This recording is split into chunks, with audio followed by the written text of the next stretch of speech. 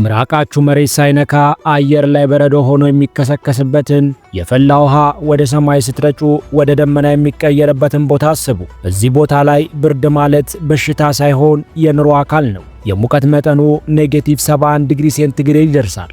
እዚህ ምድር ላይ ሰው ቢሞት መቃብር ለመቆፈር መሬቱን በመጀመሪያ በእሳት ማሟሟቅ አለብዎ። መሬቱ እንደ ብረት ስለሚጠነክር ቀብር ለመፈጸም እስከ 3 ቀን ሊፈጅቦ ይችላል። ይህንን ስታስቡ የሀገራችን አፈር እንኳን ምን ያህል ገር እንደሆነ ትረዳላችሁ። እኛ ጋር መኪናው ጠዋት ላይ ካልተነሳ ባትሪው ተኝቷል ነው የምንለው። እዚያ ግን መኪናን ካጠፋኸው ባትሪው ብቻ ሳይሆን መላው መኪናው ለዘላለም ሊተኛ ይችላል። ለዚህ ነው ሰዎች መኪናቸውን ለ3 ወራት ሳያጠፉ ሞተሩ እንደ ጮኸ የሚከርመው። አዲስ አበባ ላይ ዛሬ ብርዱ ገደለም ብለን ካፖርት ደርበን ስንወጣ የሙቀት መጠኑ 10 ዲግሪ ሴንቲግሬድ ሊሆን ይችላል። ኦይሜያኮን ውስጥ ግን የሙቀት መጠኑ ሲቀዘቅዝ -71 ዲግሪ ሴንቲግሬድ ይደርሳል። አሁን ላይ ኦይሜያኮን ለቱሪስቶች የጀግንነት መፈተኛ እየሆነች ነው። የዓለም ቱሪስቶች ከፍተኛውን ቅዝቃዜ ቀመስኩ ለማለት ይሄዳሉ። አንድ አስገራሚ ነገር ልንገራችሁ። እዚያ ያለው አየር በጣም ንጹህ ከመሆኑ የተነሳ ባክቴሪያና ቫይረስ በዛ ቅዝቃዜ መኖር ስለማይችሉ ብዙ ሰዎች ፈጽሞ አይታመሙ። ከተማዋ አሁን የኢንተርኔት አገልግሎት አላት። በቅርቡ ቱሪስቶች በዛ በረዶ ውስጥ ዋና ሲዋኙ የሚያሳይ ቪዲዮ ተለቆ ነበር። እኛ ዝዋይ ሐይቅ ላይ ለመግባት የምናመነታው ሰዎች እነሱ በረዶ ሰብረው ሲገቡ ስናይ የሰው ልጅ ጥንካሬ የሚያስገርም ነው። መጸዳጃ ቤት ለመሄድ ምግብ ለመብላትና ልጆችን ወደ ትምህርት ቤት ለመላክ የምታደርጉት ትግል ከኑሮ በላይ ፊልም ይመስላል። ዛሬ በዓለማችን ላይ በጣም ቀዝቃዛ ወደ ሆነችው የመኖሪያ መንደር ወደ ኦይሜያኮን እንጓዛለን። ከኢትዮጵያ ኑሯችን ጋር እያነጻጸርን ሰዎች እንዴት እንደማይቀዘቅዙና ይችን መንደር እንዴት እንደተመሰረተች እስከ መጨረሻ የምናይ ይሆናል። እመኑኝ፣ ይህንን ቪዲዮ አይታችሁ ስጨርሱ የኢትዮጵያን ፀሐይ አቅፋችሁ እንድትስሟት ነው የምትፈልጉት። ወደ ዓለም ፍሪጅ ለመሄድ ዝግጁ ናችሁ? አብረን እንጓዝ። ለቻናላችን አዲስ ከሆናችሁ ቪዲዮን ላይክ፣ ቻናሉን ደግሞ ሰብስክራይብ በማድረግ ቤተሰብ ይሁኑ። አብራችሁን ቆዩ። የምስራች! በሁላችንም ዘንድ ተወዳጅነትን ያተረፈው ቴምር ፕሮፐርቲስ በቤተ መንግስት አቅራቢያ የብዙዎች ትዝታ በያዘው በአቧሬ አዲሱ ሳይታችን ላይ ከባለ 1 እስከ ባለ 3 መኝታ አፓርትመንቶችን እስከ 35% በሚደርስ እውነተኛ ቅናሽ የቤት ባለቤት ስናደርጎ በደስታ ነው። በተጨማሪ በሳር ቤት ሳይታችን ላይ የቤት ባለቤት መሆን ፈልገው እድሉ ላመለጣችሁ ደንበኞች እዛው ሳር ቤት ላይ ከቫቲካን ኤምባሲ አጠገብ ከባለ 2 እስከ ባለ 3 መኝታ አፓርትመንቶችን እስከ 35% በሚደርስ ታላቅ ቅናሽ የድሉ ተጠቃሚ ይሁኑ ይሎታል።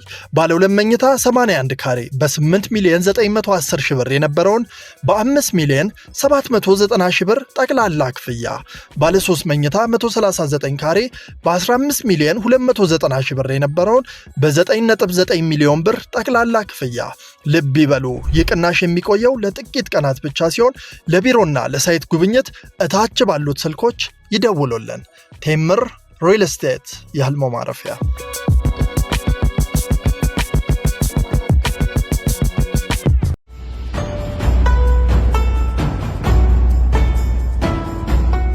ኦይሜያኮን የምትገኘው በሩሲያ ሰሜናዊ ምስራቅ ያኩቲያ በሚባል ግዙፍ ክልል ውስጥ ነው። እስቲ ከኢትዮጵያ ጋር እናነጻጽረው። ኢትዮጵያ 1.1 ሚሊዮን ስኩዌር ኪሎሜትር ስፋት ያላት ሲሆን ያኩቲያ ግን 3 ሚሊዮን ስኩዌር ኪሎሜትር ትሆናለች። ማለትም ከኢትዮጵያ በ3 እጥፍ ትበልጣለች እንደማለት ነው። ነገር ግን በዚህ ሰፊ መሬት ላይ የሚኖረው የህዝብ ቁጥር ከ1 ሚሊዮን አይበልጥም። አብዛኛው መሬት ለሰው መኖሪያነት የማይመች የበረዶ በረሃ ስለሆነ ነው። ወደ ኦይሜያኮን ለመድረስ የአጥንት መንገድ ወይም ሮድ ኦፍ ቦንስ የሚባለውን አደገኛ አውራ ጎዳና ላይ ለቀናት መጓዝ አለባችሁ። ይህ መንገድ የተሰራው በስታሊን ዘመን በነበሩ እስረኞች ሲሆን ብዙዎች ስራው ላይ ያሉ በመሞታቸው ስያሜውን አግኝቷል። ታሪክ አብዛኛውን ጊዜ የሚጻፈው በጦርነት በስልጣኔ ወይም በንግድ ምክንያት ነው። ነገር ግን ዛሬ የምነግራችሁ ታሪክ የተጻፈው በበረዶ ላይ ነው። ኦይሜያኮን ዛሬ የዓለማችን ቀዝቃዟ መንደር ብለን የምናውቃት ቦታ በአንድ ወቅት ለሰው ልጅ ዝርያ የማይታሰብ የሞት ምድር ነበር።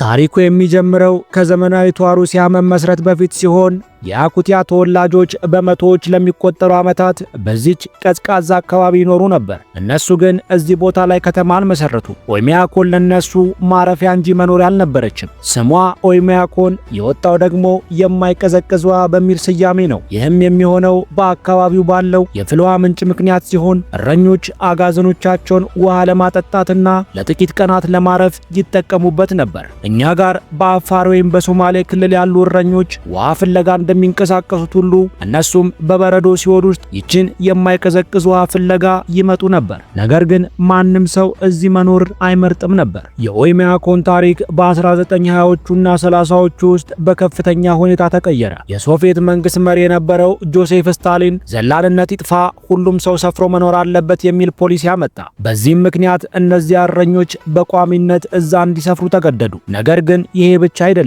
ኦይሜያኮን ለዓለም ያስተዋወቃት ሌላው ጥቁር ታሪክ የአጥንት መንገድ ወይም ሮድ ኦፍ ቦንስ ነው። ስታሊን በሳይቤሪያ ያለውን ወርቅና ማዕድን ለማውጣት 2000 ኪሎ ሜትር የሚረዝም መንገድ እንዲሰራ አዘዘ። ይህም መንገድ የሚሰራው በእስረኞች ጉላግ ፕሪዝነር ነበር። በስራው ላይ ያሉ በቅዝቃዜና በረሃብ የሞቱ በመቶ ሺዎች የሚቆጠሩ እስረኞች አፈሩ ስለሚጠነክር መቀበር እንኳን አልቻሉ። ታሪክ እንደሚለው የሞቱ ሰዎች አጥንት ከመንገድ ስር አብሮ ተቀብሯል። ዛሬ ኦይሜያኮን ለመድረስ የምንጓዘው መንገድ በእንዲህ አይነት አሰቃቂ ታሪክ ያለፈ ነው። ኦይሜያኮን በታሪክ መዝገብ የሰፈረችው ግን በ1924 እና በ1933 ነው። ሴርጌይ ኦቦሮቼቭ የተባለ የሶቪየት ሳይንቲስት ወደ አካባቢው ተጉዞ እዚህ ቦታ -71.2 ዲግሪ ሴንቲግሬድ ደርሷል የሚል መረጃ ካወጣ በኋላ ነው። ከዚያ በፊት የዓለም የቅዝቃዜ ጫፍ ተብላ የምትታወቀው ቨርኮያንስክ የምትባል ሌላው የሳይቤሪያ ከተማ ነበረች። በሁለቱ ከተሞች መካከል ማን የበለጠ ይበርደዋል የሚል ትልቅ የክብር ፉክክር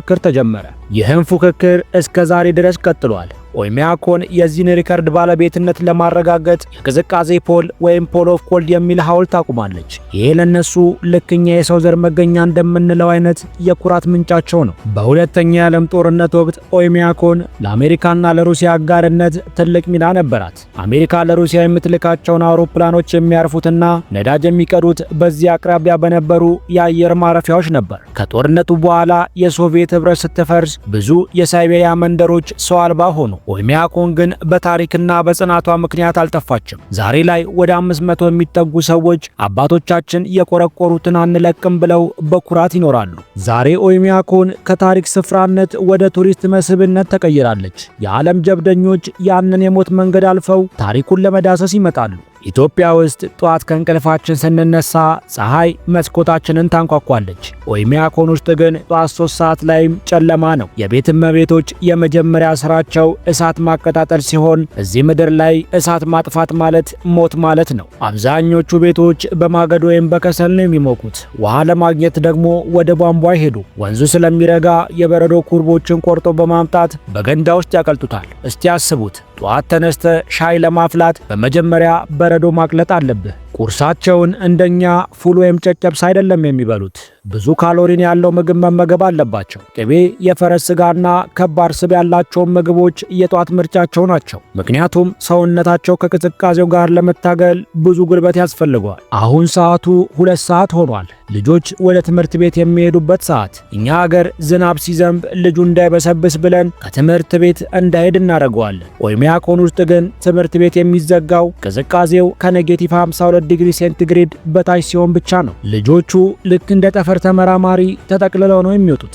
ዓይንና አፍንጫቸው ብቻ ነው የሚታየው። ስራ ደግሞ በዚች ምድር ላይ ሌላኛው ፈተና ነው። አብዛኛው ነዋሪ አሳ አጥማጅ ወይም የአጋዘን እረኛ ሲሆን አሳ ለማጥመድ መጀመሪያ 1 ሜትር የሚወፍረውን በረዶ ሰብረው ጉድጓድ መቆፈርም አለባቸው። የሚገርመው ነገር ግን አሳው ከውሃ እንደወጣ በሰከንዶች ውስጥ በረዶ ሆኖ ይረጋል። ፍሪጅ አያስፈልገውም፣ ዓለሙ ራሱ ፍሪጅ ነው ይሉናል። ኦይሜያኮን ውስጥ መኪና ካላችሁ 2 ምርጫ ነው ያላችሁ። ወይ ሞቅ ያለ ጋራጅ ሊኖራችሁ ይገባል፣ ካልሆነ ግን መኪናችሁን ለ24 ሰዓት ሳታጠፉት ትቆያላችሁ። ሞተሩ ከጠፋ ዘይቱ ስለሚረጋ መኪናው እንደ ድንጋይ ይቆማል። ሰዎች ሱፐርማርኬት ሲገቡ መኪናቸውን አስነስተው ነው የሚገቡት። ነዳጅ ይፈጃል። አዎ፣ መኪናው ካልሰራ ግን ሕይወት ይቆማል። የሞባይል ስልካችሁንም ውጭ ላይ ላውጣው ብትሉ በ30 ሰከንድ ውስጥ ባትሪው 0 ገብቶ ይጠፋል። ለዚህም ስልካቸውን ሁልጊዜ ከሰውነታቸው ጋር አጣብቀው በልብሳቸው ውስጥ ይዙታል። የቴክኖሎጂ ጠላት ቅዝቃዜ መሆኑን እዚህ ቦታ ላይ ትረዳላችሁ። ይህ ለኢትዮጵያውያን በጣም የሚከብድና የሚያስቅም ሊሆን ይችላል። ኦይሚያኮን ውስጥ አብዛኛው ሽንት ቤት ያለው ከቤት ውጪ ነው። ምክንያቱም በረዶ መሬቱን ስለሚያጠነክረው የቧንቧ ዝርጋታ አይሰራም። ቧንቧው ወዲያውኑ ይፈነዳል። ስለዚህ በኔጌቲቭ 50 ዲግሪ ሌሊት 8 ሰዓት ላይ ሽንት ቤት መሄድ ከፈለጋችሁ ጃኬታችሁን ደርባችሁ ውጭ ወዳለው የእንጨት ቤት መሮጥ አለባችሁ። እዚያ ሆናችሁ የምታደርጉት ትግል በዓለም ላይ ፈጣኑ ሽንት ቤት ተጠቃሚ ያደርጋችኋል። እኛ ጋር ሞቅ ባለ ቤት ውስጥ ሆነን ብርድ ነው የምንለው ሰዎች ይህንን ብናይ ምን እንል ይሆን? ባህል ሲባል አብዛኛውን ጊዜ ትዝ የሚለን ጭፈራ፣ ልብስና በዓላት ናቸው። ነገር ግን ዛሬ የምናየው ባህል ከነዚህ ሁሉ ይለያል። የዛሬው ባህል ከቅዝቃዜ ጋር የመላመድ ጥበብ ነው። የኦይሚያኮን ነዋሪዎች ያኩቶች ይባላሉ።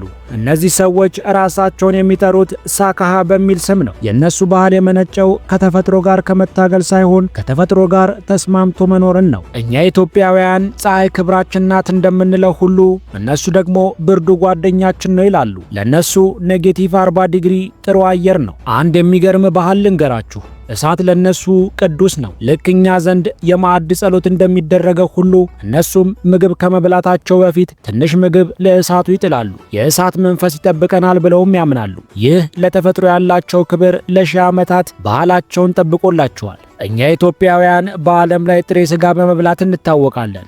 ኦይሚያኮን ውስጥ ብትሄዱ ግን የወንድ ሀገር የመጣችሁ ነው ይመስላችሁ። የእነሱ ዋና ምግብ ስትሮጋኒና በመባል ይታወቃል። ይህ ምግብ ጥሬ ዓሳ ሲሆን ነገር ግን እንደኛ ሞቅ ያለ ሳይሆን ገና ከበረዶ ወንዝ ውስጥ እንደወጣ ዱላ ሆኖ የረጋ ዓሳ ነው። ያንን ዓሳ እንደ በረዶ እየላጡ በጨውና በቆንደ በርበሬ ይበሉታል። ሌላው የሚገርመው የፈረስ ስጋ ነው። ለነሱ ፈረስ የቤት እንስሳ ብቻ አይደለም፣ የባህላቸው ማዕከልም ጭምር እንጂ። የፈረስ ስጋና ደብ በመብላት በዛ ቅዝቃዜ ሰውነታቸው እንዲሞቅና ቫይታሚን እንዲያገኙ ይረዳቸዋል። እኛ ክትፎ ስንበላ የሚሰማን እርካታ እነሱ ደግሞ የቀዘቀዘ የፈረስ ጉበት ሲበሉ ይሰማቸዋል። በኦይሚያኮን ፋሽን ማለት ቆንጆ ሆኖ መታየት ሳይሆን አለመሞት ማለት ነው። እኛ ጋር ሀገር በቀል ልብሶች እንደ ኩታና ቀሚስ ናቸው። ኦይሚያኮን ውስጥ ግን ዋናው ጨርቅ የአጋዘን ቆዳ ነው። በተለይም ኡንቲ የሚባሉ ጫማዎቻቸው በአጋዘን እግር ቆዳ የተሰሩ ሲሆኑ እነዚህ ጫማዎች ከማንኛውም ዘመናዊ ናይኪ ወይም አዲዳስ ጫማዎች በላይ ሙቀት የመስጠት አቅም አላቸው።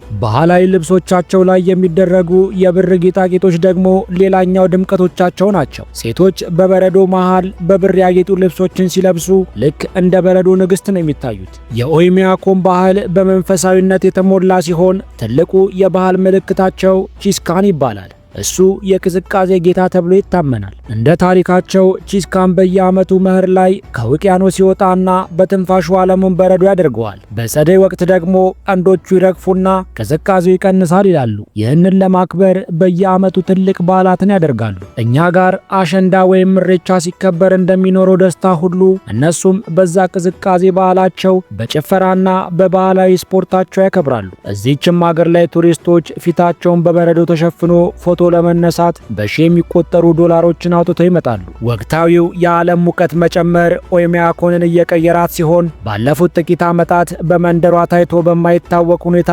ከፍተኛ ሙቀት እያስተናገደች ትገኛለች። ሙቀት ስላችሁ እንደ ሰመራ 40 ዲግሪ እንዳይመስላችሁ፣ ኔጌቲቭ 10 ዲግሪ መሆኑ ነው። መሬቱ ፐርማፍሮስት ወይም በቋሚነት የቀዘቀዘ ስለሆነ አሁን ላይ መቅለጥም ጀምሯል። ይሄ ደግሞ ትልቅ አደጋም አለው። ቤቶች መሬት ውስጥ መስመጥም ጀምረዋል። ከሺህ ዓመታት በፊት በረዶ ውስጥ ተቀብሮ የነበሩ የጥንት እንስሳት አጥንቶችና ቫይረሶች ሊወጡ ይችላሉ የሚል በሳይንቲስቶች ዘንድ ትልቅ ስጋትም አለ። እኛ ጋር ዝናብ ጠፋ ብለን እንደምንሰጋው ሁሉ እነሱ ደግሞ በረዶ ቀለጠ ብለው እየሰጉ ነው። የዛሬዋ ኦይሚያኮን በተፈጥሮና በሰው ሰራሽ ለውጥ ውስጥ መካከል ትገኛለች። የዛሬዋ ኦይሚያኮን ሌላ ገጽታዋ ኤክስትሪም ቱሪዝም ነው። ዛሬ ላይ በየዓመቱ የቅዝቃዜ ፌስቲቫል ይደረጋል። የዓለም ጀብደኞች ይመጡና በኔጌቲቭ 50 ዲግሪ በረዶን ሰብረው ወንዝ ውስጥ ይገባሉ። እኛ በቀዝቃዛ ውሃ ለመታጠብ የምንፈራ ሰዎች እነሱ በዛ በብርድ ውስጥ ሲዋኙ ይሄ ለነሱ ባህል ብቻ ሳይሆን ትልቅ የገቢ ምንጭ ሆኗል። ዘመናዊ ሆቴሎችና የእንግዳ ማረፊያዎች ተገንብተዋል። የአንድ ሌሊት ቆይታ ዋጋ እንደ አዲስ አበባ የቅንጡ ሆቴሎች ውድ እየሆኑ መጥተዋል። ኦይሚያኮን ዛሬ የበረዶዋ ዱባይ ለመሆን እየጣረች ነው ቢባል ማጋነን አይሆንም። ዛሬ ላይ በኦይማያኮን አካባቢ ትላልቅ የወርቅ አንቲሞኒ ማዕድናት በከፍተኛ ሁኔታ እየተቆፈሩ ሲሆን ይህም ለወጣቶቹ የሥራ ዕድል ፈጥሯል። ብዙዎቹም ወደ ከተማ ከመሄድ ይልቅ እዚሁ ማዕድን ማውጣትና ቱሪዝም ላይ መስራትን መርጠዋል። ደሞዛቸውም ቢሆን በጣም ከፍተኛ ነው። ምክንያቱም እንደዚህ አይነት አስቸጋሪ ቦታ ላይ ለሚሰሩ ሰዎች መንግስት ልዩ ክፍያን ይከፍላል። እንግዲህ ኦይማያኮን እንዲህ ናት። ሰዎች በፈለጉት አስቸጋሪ ሁኔታ ውስጥ ቢሆኑም ደስተኛ ሆነው መኖር እንደሚችሉ ትልቅ ማሳያ ናት። ከተማዋ አሁንም የቱሪስት መስህቦች እየሆነች ሲሆን በየዓመቱ ጀብዱን የሚወዱ ሰዎች ያንን ቅዝቃዜ ለመቅመስ ወደዚህ ይጎርፋሉ። እኔ ግን አንድ ጥያቄ አለኝ። 1 ሚሊዮን ብር ቢሰጣችሁና ኦይማያኮን ውስጥ ለ1 ወር ትኖራላችሁ ወይስ ድህነቴ በኢትዮጵያ ፀሐይ ላይ እገፋዋለሁ ትላላችሁ? ሐሳባችሁን ኮሜንት ላይ አስቀምጡልኝ። ቪዲዮውን ከወደዳችሁት ላይክ በማድረግ ቻናሉን ሰብስክራይብ በማድረግ ደግሞ ቤተሰብ ይሁኑ። በሚቀጥለው አዲስ ቪዲዮ እስከምንገናኝ ቸር ቆዩልኝ።